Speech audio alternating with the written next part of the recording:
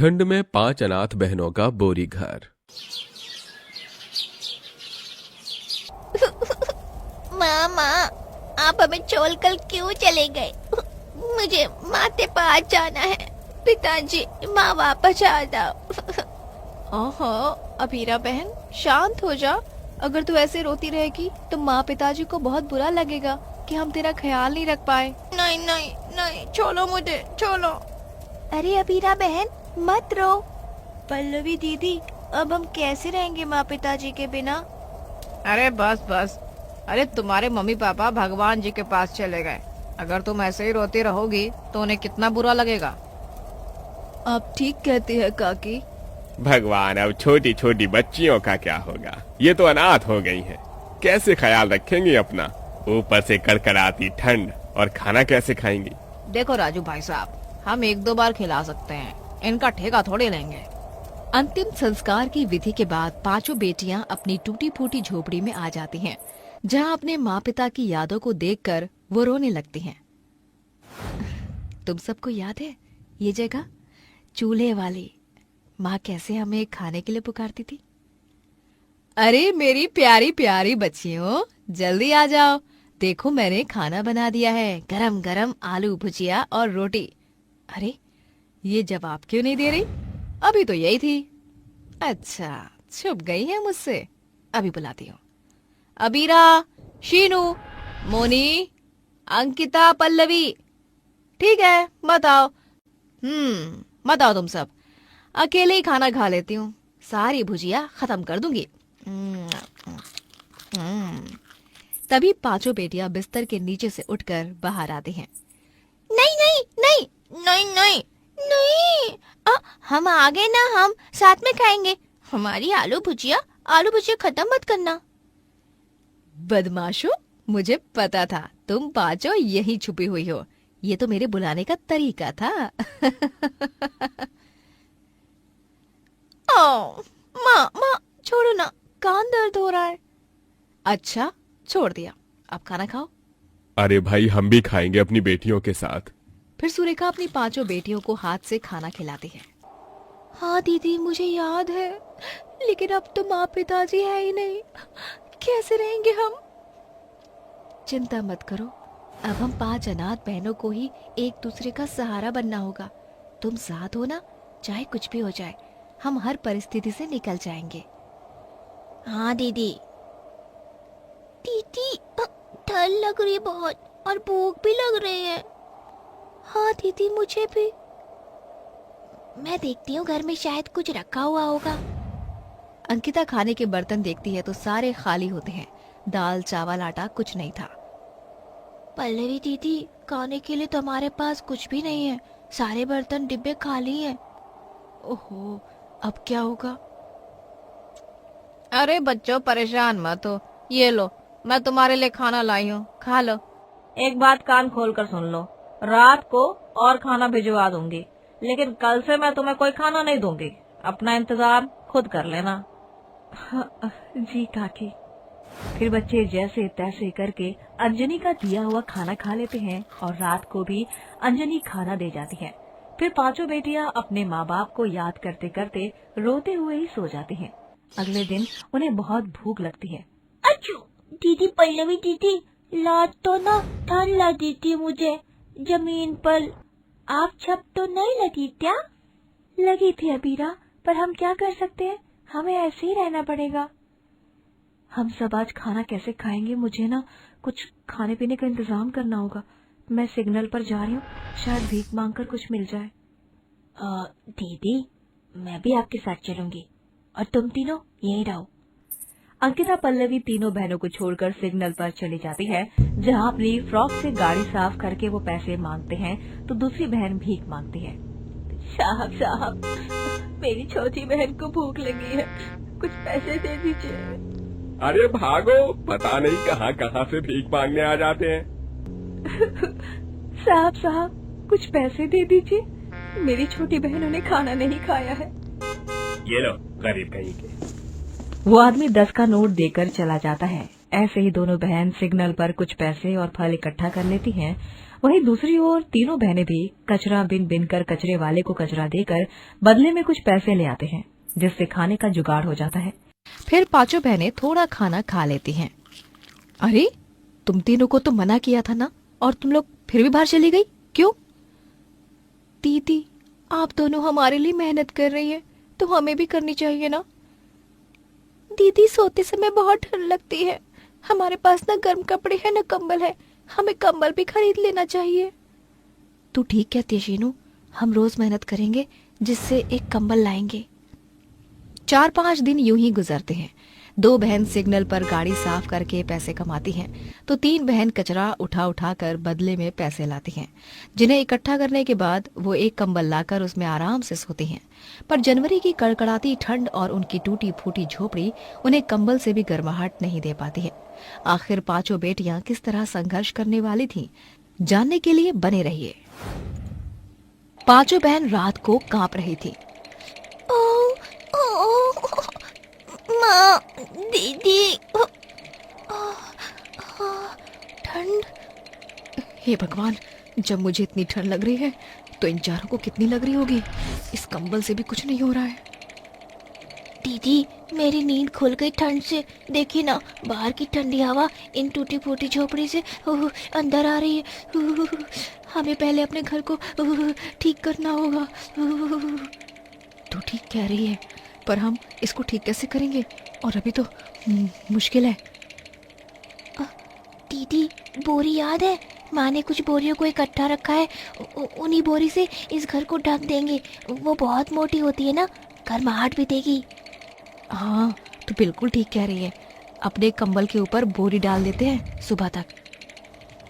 फिर दोनों बहनें 5 बोरी लाकर अपने कंबल के ऊपर डाल देती हैं, जिससे वो रात में आराम से सो जाते हैं।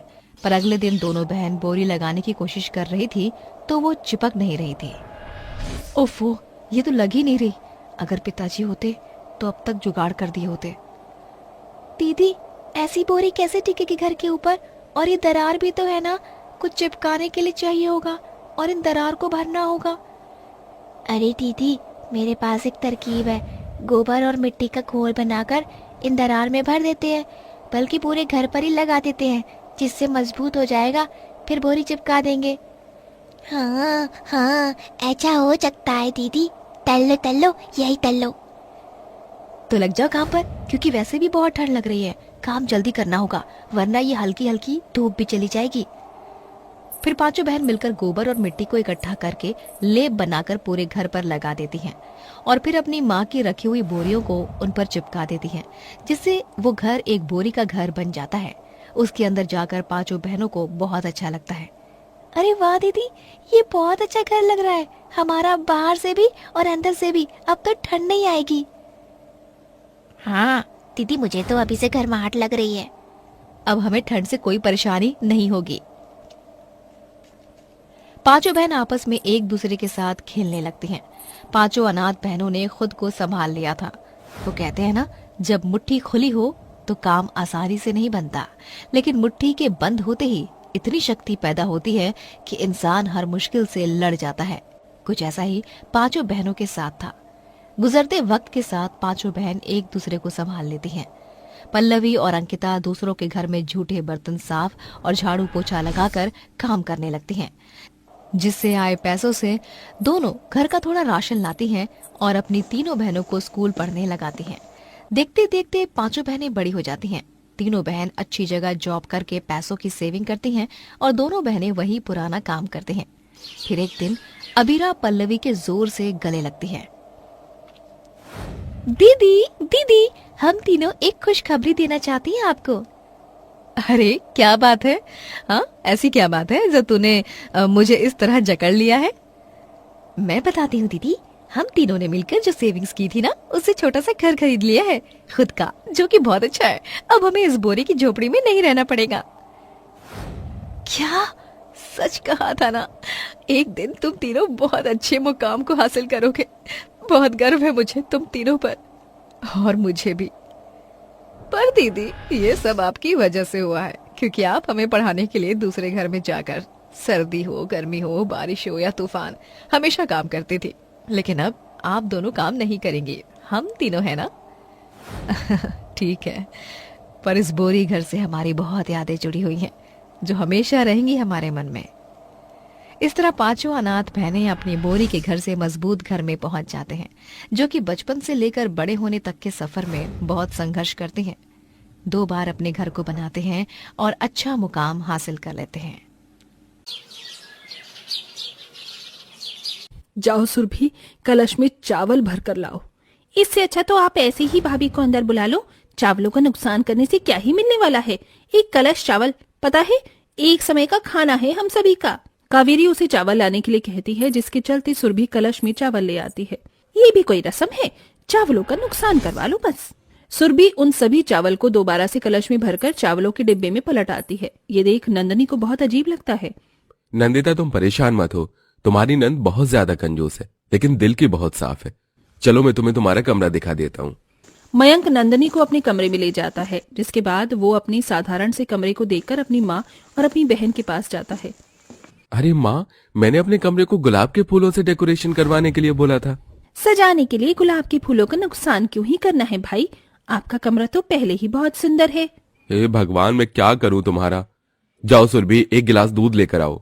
अपने भाई के कहने पर सुरभि रसोई में जाती है और दूध गर्म करके एक छोटे से गिलास में अपने भाई को लाकर दे देती है। ये लो भैया दूध। ये क्या, इतने छोटे गिलास में दूध लेकर आई हो?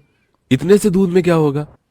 आपको पता है ना, दूध का दाम बढ़ गया है। अगर आज बचाएंगे तो कल पियेंगे। मयंक को गुस्सा आता है, लेकिन वो अपनी बहन से कुछ नहीं कहता। वो चुपचाप अपनी सुहागरात बनाने अपने कमरे में पहुंच जाता है, जहां वो अपनी पत्नी नंदनी के साथ सोता है। और अगले दिन जब सवेरा होता है तो वो दोनों बहुत खुशी खुशी अपने कमरे से बाहर आते हैं। अरे इतनी लेट कौन उठता है भाभी? आपको तो सोचना चाहिए कि आपकी ससुराल का पहला दिन है। दरअसल रात इतनी लंबी थी कि पता ही नहीं चला। खैर कोई बात नहीं, मैं अभी सभी के लिए नाश्ता बना देती हूँ। नंदनी अपने हिसाब से सभी के लिए नाश्ता बना देती है। नाश्ता करते समय सुरभि और उसकी माँ कहती हैं, बाप रे बाप, देखो तो सही कितना सारा तेल और मसाले डाले हैं सब्जी में। अरे एक ही दिन में घर का राशन खत्म करने का सोच कर आई हो क्या भाभी? रोटियां इतनी मोटी मोटी क्यों बनाई है? रोटियां पतली होनी चाहिए। चलो मैं अपने ऑफिस के लिए निकलता हूँ। मयंक अपने ऑफिस के लिए निकल जाता है, जिसके बाद सुरभि अपनी भाभी से कहती है, भाभी अच्छी खासी घर में आई हो, इसका मतलब ये नहीं कि धुआंधार राशन उड़ाती ही जाओगी। थोड़ा बचाकर चलने की कोशिश करो ताकि राशन थोड़े और दिन तक चल सके।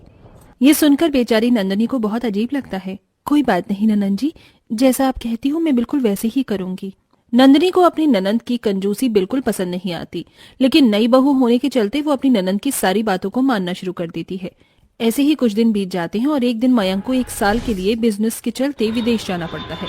उसके जाते ही नंदनी एक दिन काम करते करते बेहोश होकर गिर जाती है, जिसे देखकर कावेरी घबरा जाती है और अपनी बेटी से कहती है, अरे बेटी ये क्या हो गया है बहू को? जल्दी से डॉक्टर को फोन कर। डॉक्टर को फोन करने की क्या जरूरत है? आपको नहीं पता? ये तो खुशखबरी का संकेत है। मैं अभी दाई माँ को बुलाती हूँ, सस्ते में निपट जाएंगे। दाई माँ आकर नंदनी का चेकअप करती है। अरे कावेरी, खुश हो जा, तेरे घर में एक नन्ना मुन्ना बालक आने वाला है।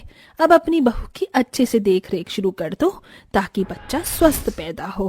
अरे हाँ, वो सब तो हम देख लेंगे, आप उसकी चिंता मत कीजिए। ये सुनने के बाद दाई माँ वहाँ से चली जाती हैं, जिसके बाद कावेरी बहुत खुश होती है। आज ही बाजार से खाने पीने का सामान लेकर आती हूँ बहू के लिए। पागल हो गई हो क्या माँ? वैसे ही घर में पैसे कम है, अभी कुछ खर्च करने की जरूरत नहीं है। भाभी का स्वास्थ्य अभी बिल्कुल ठीक है। बाकी मैं भैया को फोन करके बता दूंगी तो वो पैसे भिजवा देंगे। सुरभि ऐसा कहकर अपने भाई को फोन करके अपनी भाभी की प्रेगनेंसी के बारे में बताती है, जिसके चलते मयंक बहुत खुश होता है। ये तो बहुत अच्छी खुशखबरी है। देखो अपनी भाभी का अच्छे से ख्याल रखना, उसकी खान पान में कोई भी लापरवाही नहीं होनी चाहिए। मैं तुम्हें पैसे दे देता हूँ, खाने का सामान ले आना। मयंक काफी सारे पैसे सुरभि के अकाउंट में भिजवा देता है, जिसके बाद सुरभि अपने अकाउंट में इतने सारे पैसे देखकर खुद से कहती है, अरे वाह, इतने सारे पैसे तो मैं अपने लिए नई नई ड्रेस में लेकर आऊंगी, अच्छी बोट्स ले आऊंगी और मेरी जरूरत का सारा सामान भी आ जाएगा। सुरभि ऐसा कहने के बाद अपनी जरूरत का सारा सामान ले आती है, लेकिन अपनी भाभी के लिए कुछ नहीं लेकर आती और साथ ही अपनी माँ के लिए भी कुछ न कुछ ले आती है ताकि वो उसका मुंह बंद कर सके। अरे बेटी, तेरे पास इतने पैसे कहाँ से आए? ये बनारसी साड़ी तो बहुत महंगी होगी। अरे माँ, आप आम खाओ, गुठलियां मत गिनो।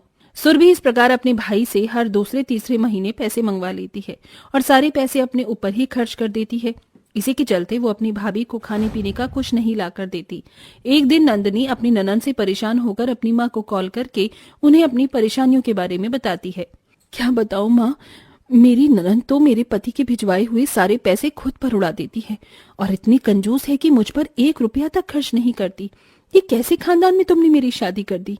अगर ऐसी बात है तो कोई बात नहीं बेटी, मैं तेरे खाने पीने का सामान भिजवा देती हूँ। मालिनी अपनी बेटी नंदनी के लिए खाने पीने का सामान भिजवाती है, लेकिन सुरभि फिर से अपनी कंजूसी दिखाकर अपनी भाभी को हल्का फुल्का खाने को देती है और बाकी सारा खुद अपनी माँ के साथ मिलकर खा लेती है। इस प्रकार वो नंदनी का जरा भी ध्यान नहीं रखती। देखते ही देखते वो दिन भी आ जाता है जिस दिन नंदनी को लेबर पेन होता है। आई, ओ माँ जी मुझे पेट में बहुत दर्द हो रहा है। रुक जा बहू, एम्बुलेंस आती ही होगी। एम्बुलेंस क्यों माँ? बेकार में पैसे खर्च कर रही हो। दाई माँ को बुला देती हूँ, वो यहीं पर डिलीवरी कर देंगी। सुरभि उस दिन भी कंजूसी करने की सोचती है, लेकिन तभी एम्बुलेंस आ जाती है, जिसके चलते कावेरी नंदनी को अस्पताल ले जाती है। नंदनी की हालत देखकर डॉक्टर उसे ओपीडी में लेकर जाते हैं। कुछ देर बाद डॉक्टर ओपीडी से बाहर आते हैं और सभी से कहते हैं, बच्चा इस दुनिया में आ तो गया है, लेकिन लापरवाही की वजह से आपकी बहू का बच्चा बहुत ही वीक है और आपकी बहू की हालत भी खराब है। पता नहीं वो बच्चा इस दुनिया में जी भी पाएगा या नहीं। हमने उसे मशीन में रख दिया है, बाकी अब ऊपर वाले के हाथ में है। डॉक्टर ऐसा कहकर वहां से चला जाता है, जिसके बाद दोनों माँ बेटी नंदनी के पास जाते हैं, जहां नंदनी गुस्से से उन दोनों से कहती है, देखा ननन जी, आपकी कंजूसी की वजह से एक बच्चे की जान परा बनी है। अपने सारे पैसे अपने खर्चों में और अपने शौक में उड़ा दिए। मेरी प्रेगनेंसी के चलते आपने इतनी कंजूसी की कि एक बार इस बच्चे के बारे में भी नहीं सोचा। इसकी इस हालत का जिम्मेदार कोई और नहीं बल्कि आप ही हो। तभी मयंक वहां पर आकर ये सब सुन लेता है, जिसके चलते उसे अपनी ही बहन पर बहुत तेज गुस्सा आता है। ये क्या किया तुमने? कंजूसी के चलते तुमने अपने ही भाई के बच्चे के बारे में एक बार भी नहीं सोचा? सबकी बातें सुनने के बाद सुरभि को अपनी गलती का एहसास होता है और वो सभी से माफी मांगती है। मुझसे बहुत बड़ी भूल हो गई, मुझे ऐसा नहीं करना चाहिए था। मैं आप दोनों से माफी मांगती हूँ, मुझे माफ कर दीजिए। आइंदा मैं कंजूसी बिल्कुल नहीं करूंगी। सुरभि की माफी मांगने के बाद उसकी भाभी उसे माफ कर देती है, लेकिन उसके बाद सुरभि इलाज में कोई कमी नहीं छोड़ती। वो बच्चे का बहुत अच्छे से इलाज करवाती है, जिसके चलते 1 महीने के अंदर बच्चा बहुत स्वस्थ हो जाता है। जब नंदनी और मयंक दोनों हॉस्पिटल से अपने बच्चे को घर पर लाते हैं, तो उनके स्वागत के लिए सुरभि ने पूरे घर को बहुत अच्छे से सजाया होता है, जिसे देख नंदनी कहती है, अरे वाह, ये कंजूस बुआ ने अपने भतीजे के लिए इतना सुंदर घर सजाया है। देख रहे हो मुन्ना, तुम्हारे आते ही तुम्हारी बुआ कितनी बदल गई। नंदनी की बात सुनकर सभी लोग हंसने लगते हैं। उस दिन के बाद से सुरभि कंजूसी करना हमेशा हमेशा के लिए छोड़ देती है और अपने परिवार के साथ खुशी खुशी रहने लगती है।